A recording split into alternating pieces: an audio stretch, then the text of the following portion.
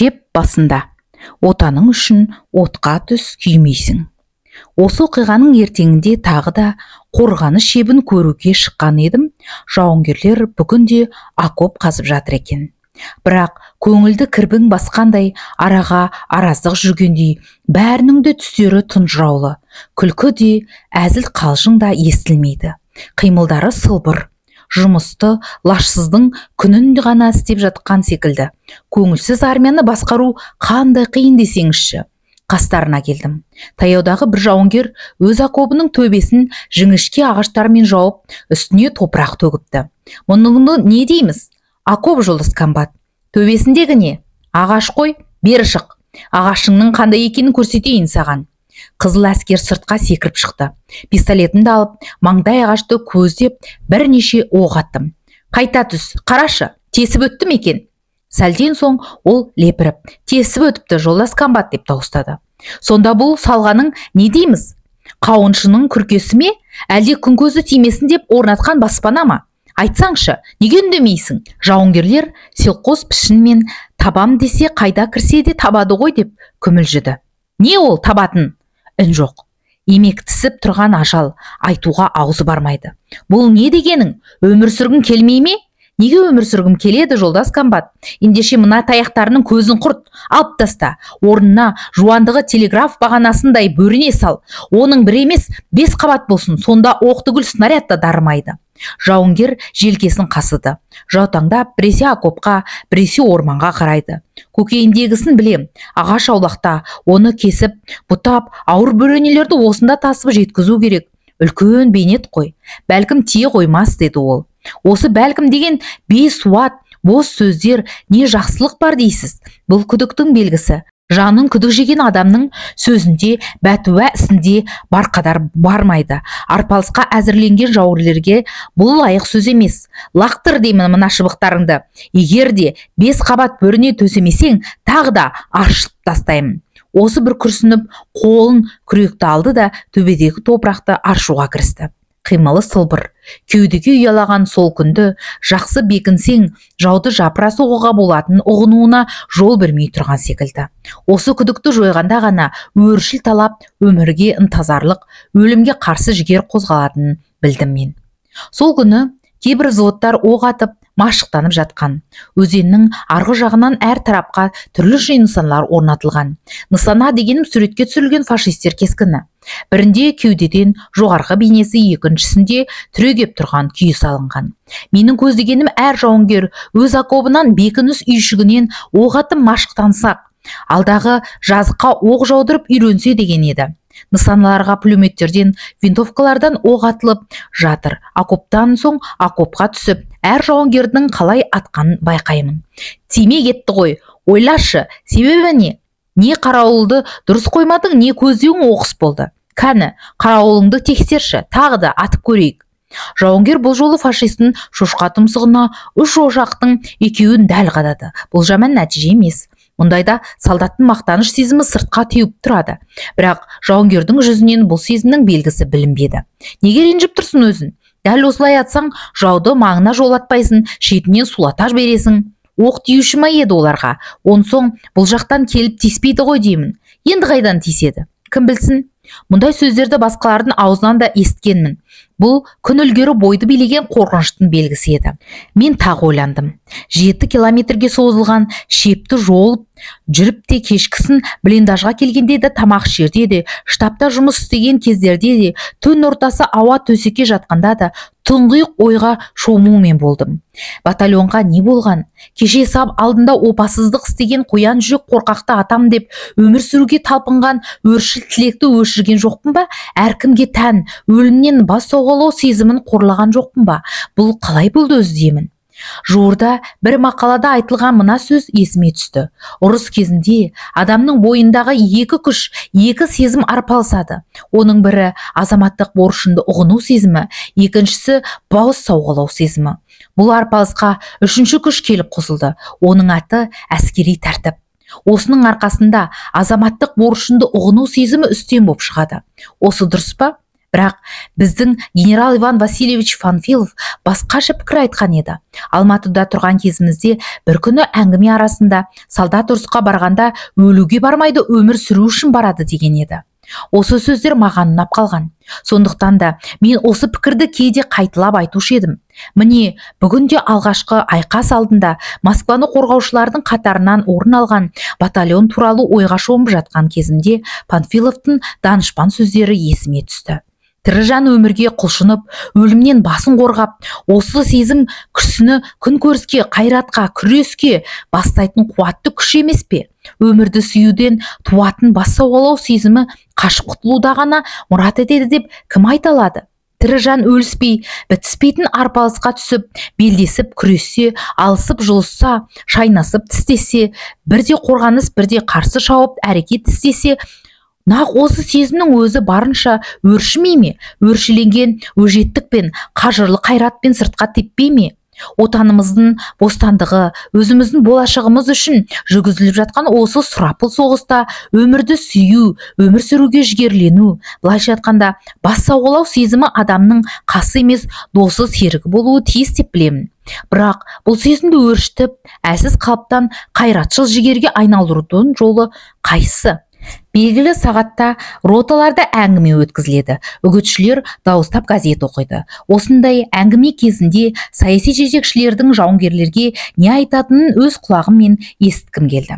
Бірінші ротада әңгіме өткізуші политрук Дардия екен. Жауынгерлер винтовкаларын құшақтап, окоп басында алқа қотан отыр. Құлаулап қар жауып тұр. Арша қарағайлардың бұтақтары ақтаңлақ тартқан. Айнала жым-жырт, бірақ отырғандар елегізіп, әлде қайда көз жібереді. Әркімнің күткені қауіпті дүрбелең. Ойда жоқ жерден дүние жаңғырғып кетсе, көргендер көпіртіп айтатын тажал снарядтар мен миналар ысқырып, ызыңдап, ұшып келе бастаса, қар жамылған даланы шынжыр табаны мен шиырылып танкілер жасыса, орманнан шығып жүгіріп, бірде жата қалысып, одан қайта тұрасап, бізді өлтірмек болып көк шинелді бау кеспелер аңдып алған шапса, сонда не болмақ? Дордия оқта-текте қағазына бір қарап қойып сөйлеп тұр. Айтқанның бәрі әділ сөз, айқын шындық. Герман фашизмі, деді ол.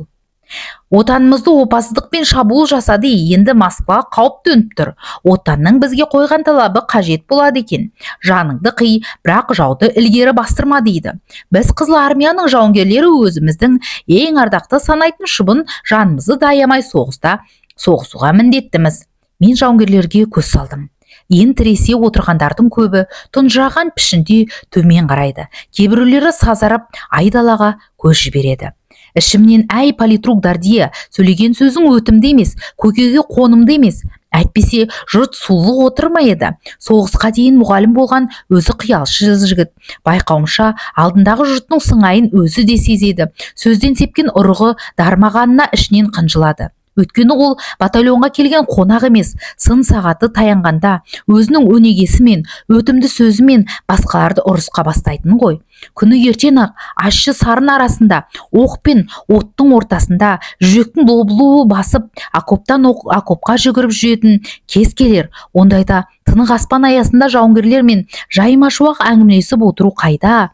Кейін оны сын сағаты кезінде де көрдім. Қатулы өңі, шапшаң қимылы қағаз бетіне түсірген жансыз сөздері емес, сын жүректен шыққан жалынды сөздері есімде. Бүгінгі күні зор тәуекел алдында басқалармен бірге оның да бойын билеген айрықша терең сезім бар. Бірақ өз сезімін қазір жұртқа жеткізе білмейді, тыңдаушыны еліктіре алмады. Ол отанымыз, талап етіп отанымыз әмір етеді, өлімге бастық дейді деп шегінбе дейді.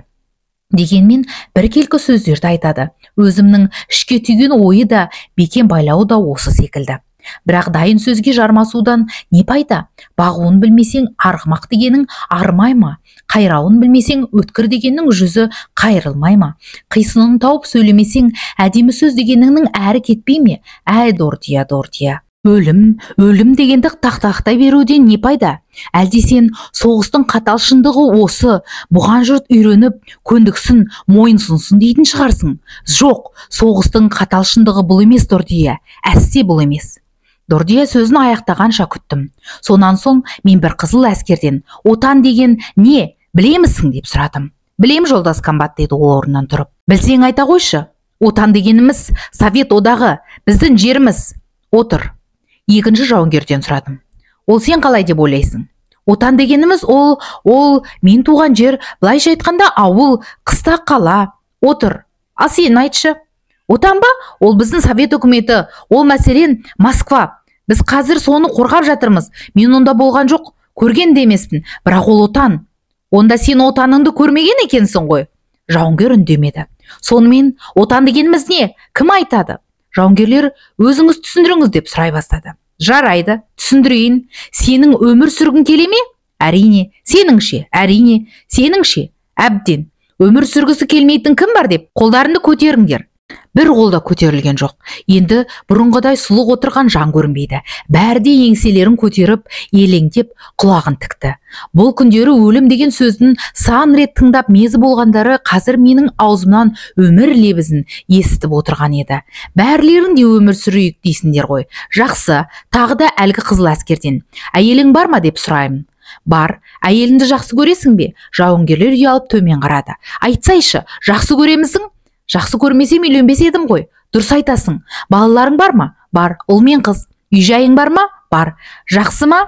Өзімен жаман емес. Үйіңе қайтып барғың келе ме? Әйеліңді, балаларыңды құшып сүйгің келе ме? Қазір үй дейтін не бар? Соғысу керек қой. Соғыс біткен соң ше. Кімнің арманым барғысы келмейді дейсіз? Жоқ, сенің барғың келмейді. Қалайша? Елге аман бармау сенің өз қолында. Тірі қалғың келеді ғой. Ендеше өміріңе оқталып келе жатқан кесапатты өзің өлтір. Ұрыста өміріңді сақтап, елге аман қайту үшін сен не істедің? Мылтықтан дәл ата аласың ба? Жоқ, әнеки, айттым ғой. Ендеше жауды өлтіре алмайсың. Сені ол бұрын өлтіреді. Елге есен баруың екі талай. Ұрыста оқтай атылып барып жата қалу, тайсалмай әдісін тәуір білесің бе? Онша емеспін. Жер бауырлап жылжи аласың ба? Жоқ. Әнеки, онда немістің оғына ұшырадым дей бер. Өмір сүргің келеді дегенің қайда? Гранат лақтыру амалын үйрендің бе? Окоп қаза білесің бе? Білемін. Өтірік айтасың. Жөндеп қазуға мойның жар бармайды. Керек десе төбесін жөндеп жапқын да келмейді. Қанша рет қайта ескерткен есіңде ме? Бір рет. Жаныңнан күдер үзбеген болсаң, өз өміріңді сақтайтын амалдардың бәрін үйренбейсің. Жоқ, сенің өмір сүргің келмейді. Солай ғой жолдастар. Бұл өмірмен араз. Жұрттың жүзі жылына бастады. Кейбіреулері езу тартты. Әлгі қызыл әскер. Өмір сүргім келеді, жолдас комбат деді. Құр тілектен пайда аз, тілегіңді іспен көрсет. Аузын айтқанмен, аяғын қимылдамайды, өзің көрге қарай домалап барасың. Сені көр аузынан ілгекпен тартып алмаса болмас деймін. Жұрт төгілді. 2 күннен бергі шын жүректен шыққан күлкі осы еді. Мен тағы да сөйледім. Жіңішке ағашпен жабылған окопты аршытып, қайта жаптырсам, оны сен үшін істеттім. Өйткені оның ішінде отырған мен емес сен. Мылтығың лас, тазарту деп ұрсам, о да сенің қамын. Өйткені одан оқ ататын мен емес сенсің. Сенен не талап етсем де, саған қандай жарлық бәрі де сенің қамың үшін істеледі.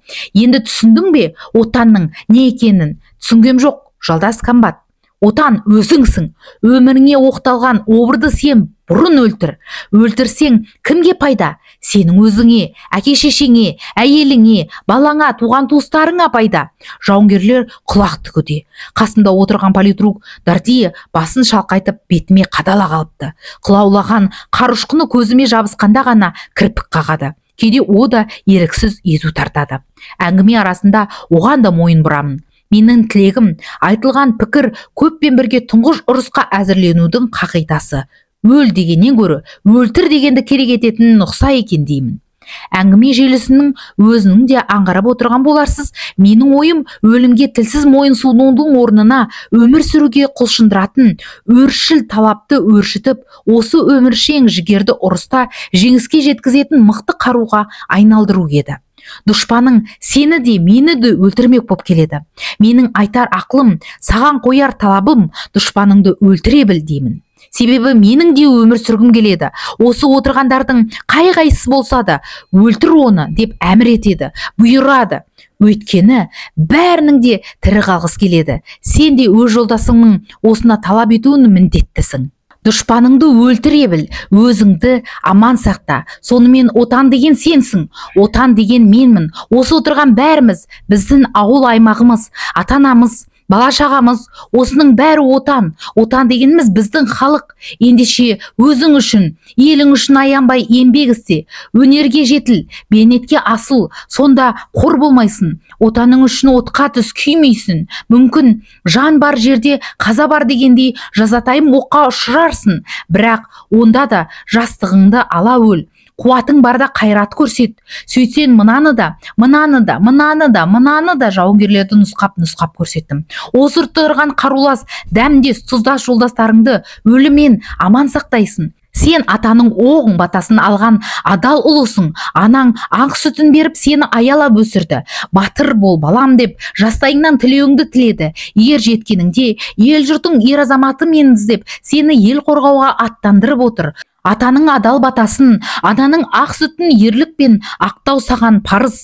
Сөйтсең, атанаң ел жұртың атыңды ардақтап, саған алғыс айтады. Халқымыздың әмірін орындап, мен сендерді өлім үшін емес, өмір үшін ұрысқа бастағым келеді. Түсінікті ме? Міне айтарым осы. Рота командирі, жұртты енді атыс ұяларына апарыңыз. Тұс-тұстан бірінші взвод сапқа тұр, екінші взвод сапқа тұр деп саңқылдаған команда дауыстар естілді. Команда бойынша жауынгерлер орындарынан ыршып тұрып, жалма-жан бойларын түзеп, дереу сапқа тізіле бастады. Тез арада-ақ үшкір найзалы самсаған әскери топ взводымен тартқан жіппен түп-түзу сап құрып үлгерді. Бөлімшелер аралығындағы ашық интервал осылардың бәрін бір тұтас тұлға етіп біріктірген көзге көрінбес дәнекер сияқтанады. Бұл қатайған қатаң әскери тәртіптің, басқаруға икемді күштің белгісі еді. Осы әскери топ алдында менің әлгі сөйлеген сөзім бәлкім тым қарапайым, жадағай болып та көрінер, бірақ жақсы сөз жарым ырыс дегендей, бұл сөз жауынгерлер санасынан өлім деген жаманатты кетірілетіндей сенім ұрығын себе бастағанын көзім жетеді.